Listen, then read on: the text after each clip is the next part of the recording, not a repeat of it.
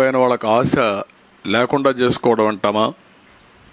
అలాంటి దుర్మార్గమైన కార్యక్రమం, క్షమించరాని నేరం.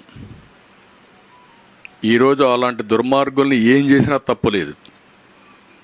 తెలియకుండా చేస్తే తప్పును సరిదిద్దుకోవచ్చు.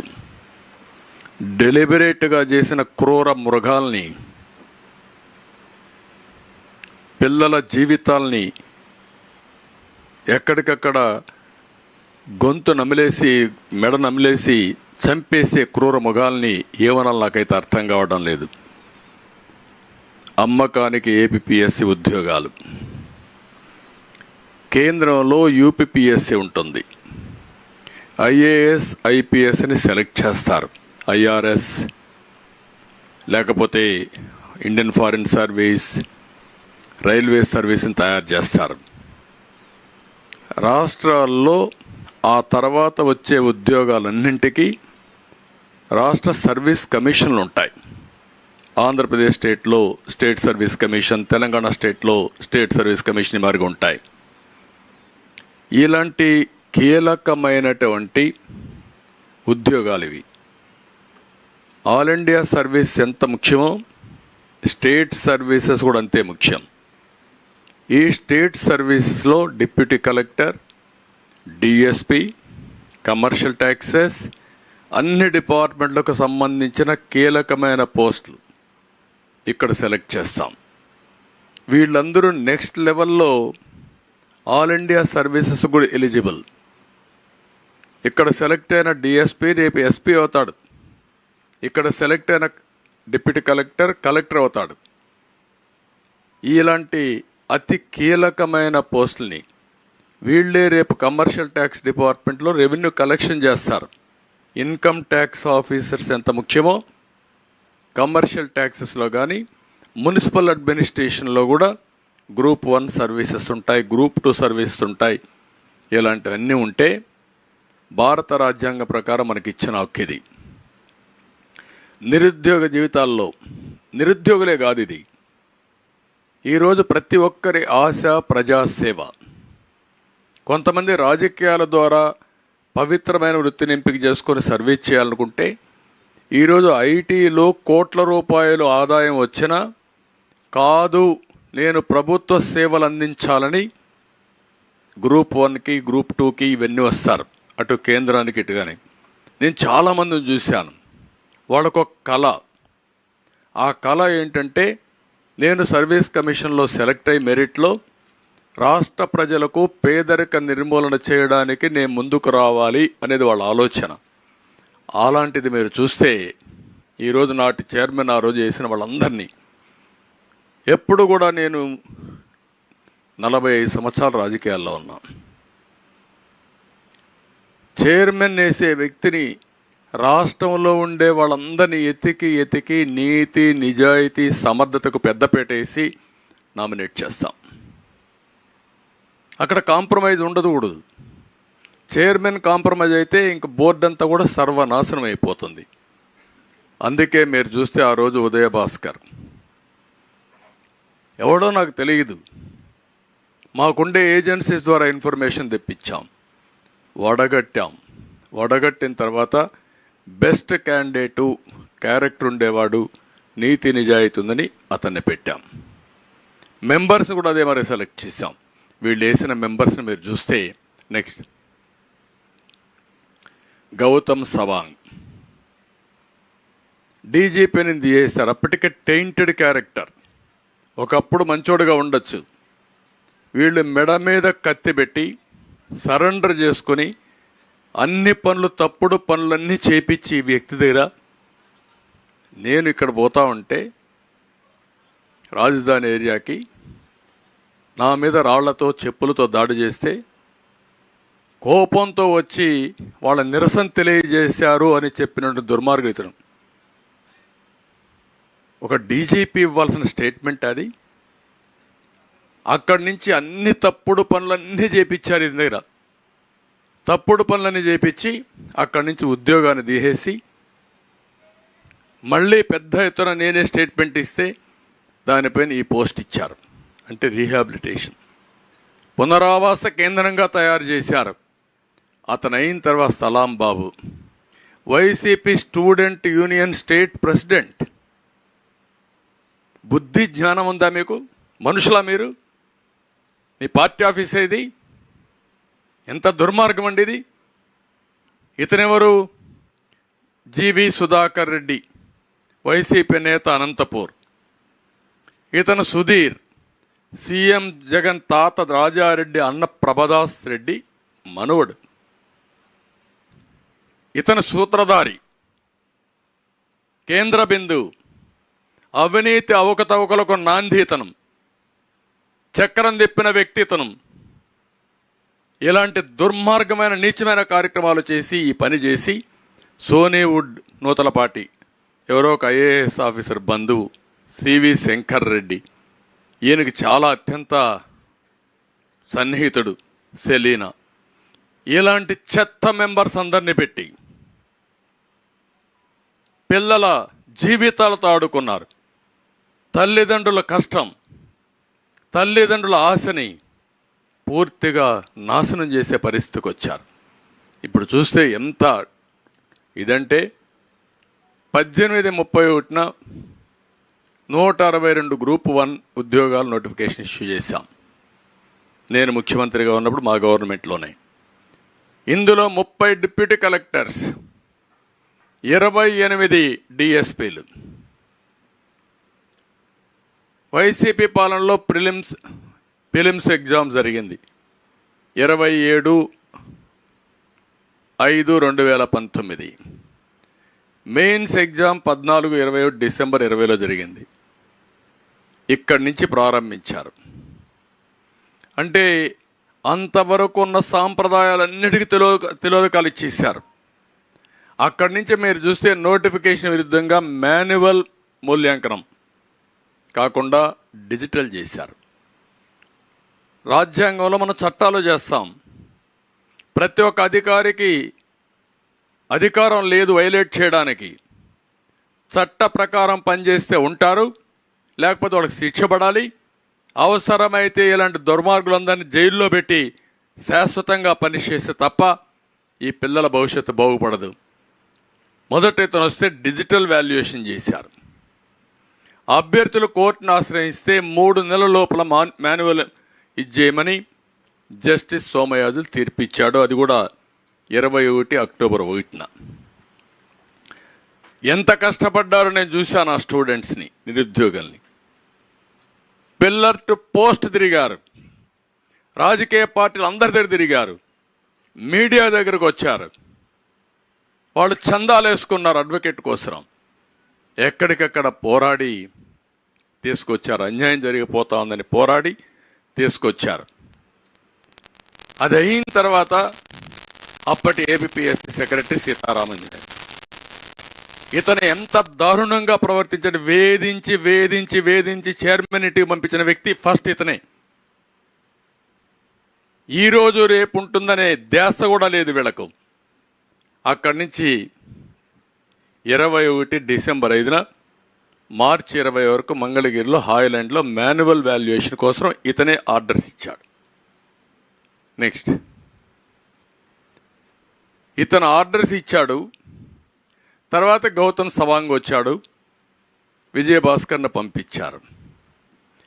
ఇక్కడికి వచ్చిన తర్వాత 2020 డిసెంబర్ ఫిబ్రవరి మాన్యువల్ వాల్యుయేషన్ ఫలితాలు తొక్కిపెట్టి గౌతమ్ సవాంగ్ చైర్మన్ అయిన తర్వాత మళ్ళీ వాల్యుయేషన్ చేయించాలి అనే దురాలోచనకు తెరలేపారు.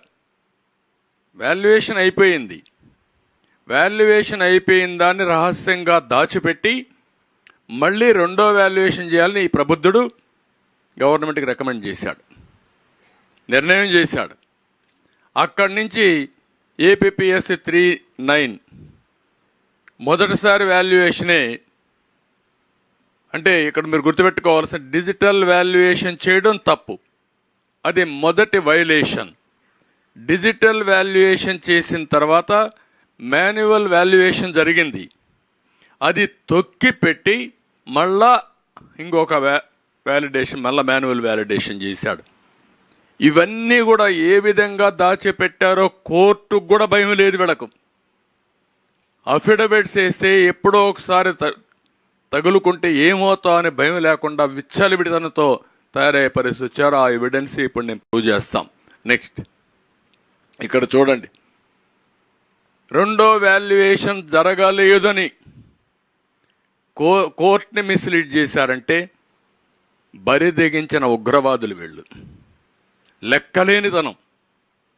ఎప్పుడైనా ఒక చిన్న తప్పు చేయాలంటే మన ఆత్మ మనకు సహకరించదు, ఘోషిస్తూ ఉంటుంది, నువ్వు తప్పు చేస్తున్నావు, ఎప్పుడో దొరుకుతావని.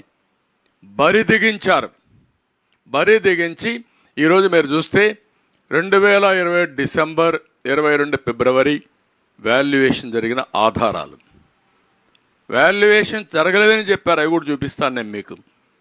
ఇక్కడ చూస్తే డేటా టెక్ మెథడెక్స్కి సీతారామన్ లేఖ రాశాడు. ఏమని రాశాడు? ఇది డేట్ కూడా ఇక్కడ క్లియర్గా ఉంది. అవన్నీ మీరు చూసినప్పుడు 25/11/2021. In this regard the commission has decided to entrust the work relating to printing and supply of 3000 control bundle slips as per the design approved at the rates mentioned in your quotation. Applicable taxes will be deducted as per the rules in force in the final bill అని క్లియర్గా, అంటే ఇది evidence కదా రెండోసారి మీరు వాల్యుయేషన్కి ఇచ్చారని. Next, ఇది strong room వద్ద భద్రత ఏర్పాటు చేయాలని గుంటూరు ఎస్పీకి ఇతను ఒక లెటర్ రాశాడు 3/12/2021. ఇక్కడ మీరు చూసే this is to inform that commission has decided to conduct evaluation of group 1 main examination papers of spot valuation camp from 6/12/21 at Holland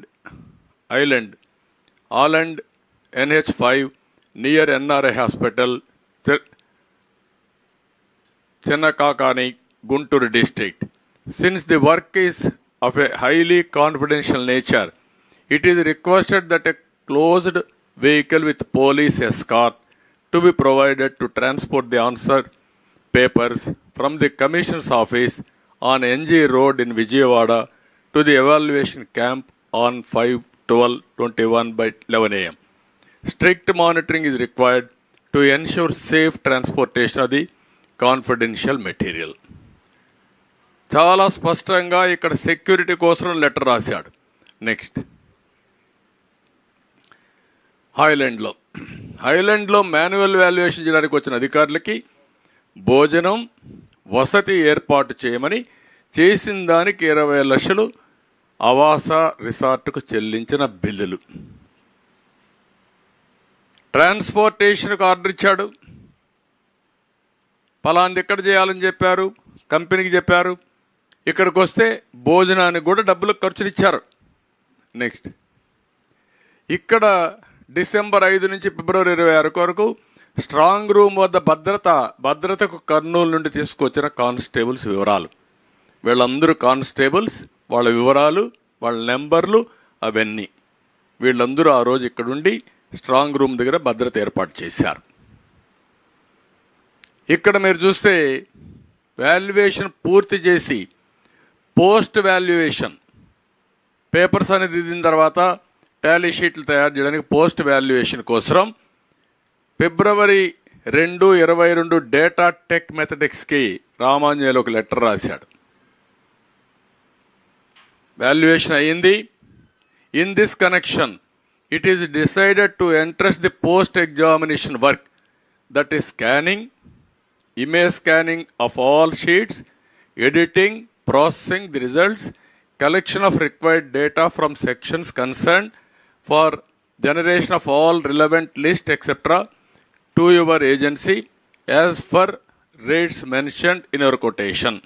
Applicable taxes will be deducted as per rules in force in the final bill. Process అంతా క్లియర్గా చేశారు. Next, పేపర్లో ఉంది మనకు సాక్షి, official gazette, దొంగ సాక్షి. పేపరే లేదు వీళ్ళకు. తప్పుడు వార్తలు వేయడానికి, ప్రజల్ని మభ్యపెట్టడానికి రాష్ట్రాన్ని మోసం చేయడానికి, మోసం చేసిన దాన్ని కప్పిపుచ్చుకోవడానికి చేసే తప్పుడు పేపర్ ఇది. ఇక్కడ రాస్తాడు, సొంత పేపర్లు రాసి మొత్తం అయిపోయింది, ఫలితాలు వచ్చేసాయి, అనౌన్స్ చేసేస్తున్నామని చెప్పే పరిస్థితికి వచ్చారు. నెక్స్ట్ ఇక్కడ ఏపీపీఎస్సి మనం గుర్తుపెట్టుకోవాల్సింది, ఫస్ట్ టైం డిజిటల్ ఎవాల్యుయేషన్ చేయడానికి వీలు లేదు, రెండోసారి వాల్యుయేషన్ చేయడానికి వీలు లేదు, 3 సార్లు వాల్యుయేషన్ చేశారు. మొదట మీరు డిజిటల్ చేశారు కాబట్టి తప్పని హైకోర్టు మొట్టిక్కాయలేసి వాతలు పెట్టి ఈ ప్రభుత్వాన్ని మళ్ళీ వాల్యుయేషన్ చేయమన్నారు, మాన్యువల్ వాల్యుయేషన్ చేయమన్నారు. మాన్యువల్ వాల్యుయేషన్ చేయమన్నారు. మాన్యువల్ వాల్యుయేషన్ చేసి దాన్ని తప్పిపెట్టారు. ఎందుకంటే వీళ్ళకి అమ్ముడు పోలేదు, వీళ్ళకి కావాల్సిన మనుషులు రాకపోతే అది కప్పిపుచ్చి అక్కడి నుంచి ఇతను చైర్మన్ అయిన తర్వాత తాడేపల్లి కొంపలో తయారు చేసిన లిస్టుకి ఆదేశాలు వచ్చాయి వీళ్ళకు. అంటే పిల్లల పట్ల వాళ్ళ భవిష్యత్తుకు మరణ శాసనాలు అక్కడ తయారు చేశారు ఈ దుర్మార్గులు. వస్తే ఈ పెద్ద మనిషి ఆల్ ఇండియా సర్వీస్కి అన్ఫిట్. ఇలాంటి పెద్ద మనిషి దాన్ని అమలు చేసి 3వసారి వాల్యుయేషన్ చేస్తాడు. ఏమనాలండి వీళ్ళని? ఏం చెప్పాలి వీళ్ళకు? రేపనే మాట లేదు. దుర్మార్గుడు ఒక సైకో ఏం చెప్తే చేసేస్తారు. ఆ సైకోని ఎవరు చంపేమని చంపేస్తారు వీళ్ళు. చంపేస్తే ఏమవుతుందో కూడా తెలియదు వీళ్లకు. అలాంటి దుర్మార్గమైన కార్యక్రమం చేసే పరిస్థితికి వచ్చారు. తర్వాత ఇక్కడ కోర్టు న్యాయం జరుగుతుంది. అయితే న్యాయం జరిగే వరకు మనం బతుకుండాలి. చాలామంది చనిపోతారు. ఎందుకు చనిపోతారంటే వీళ్ళు పెట్టే టార్చర్ను తట్టుకోలేక. ఒకవేళ టార్చర్ను తట్టుకున్న కోర్టులకు పోయి ఎక్కడికెక్కడికో పోవాలి, వీళ్ళు సొంత డబ్బులు వేసుకోవాలి. ఇప్పుడు వీళ్ళు ఫైట్ చేసిందంతా సొంత డబ్బులు చందాలు వేసుకొని అడుక్కొని పిల్లల భవిష్యత్తు కోసం పోరాడారు. గవర్నమెంట్ ప్రజల ట్యాక్సెస్ని ద్వారా వచ్చిన డబ్బుల్ని కోట్ల రూపాయలు ఖర్చు పెట్టి ఢిల్లీలో ఎక్కడుండే మేధావుల అడ్వకేట్స్ అందరినీ తీసుకొచ్చి వీళ్ళని నాశనం చేయడం కోసం ప్రయత్నం చేస్తారు. ఈరోజు ఈ రాష్ట్రంలో మీరు చూస్తే హైయెస్ట్ బడ్జెట్ ఖర్చు పెట్టింది అడ్వకేట్స్ కోసం.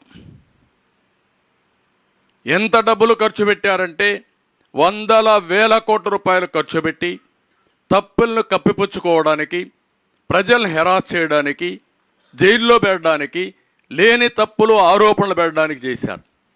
అందుకే మీరు ఇక్కడ చూస్తే చాలా క్లియర్గా చాలా సమయం అయింది. 5 ఏళ్ళు అయింది జరగడానికి, వీళ్ళకి న్యాయం జరగడానికి. నిరంతరం పోరాడారు. అందరిదే తిరిగారు.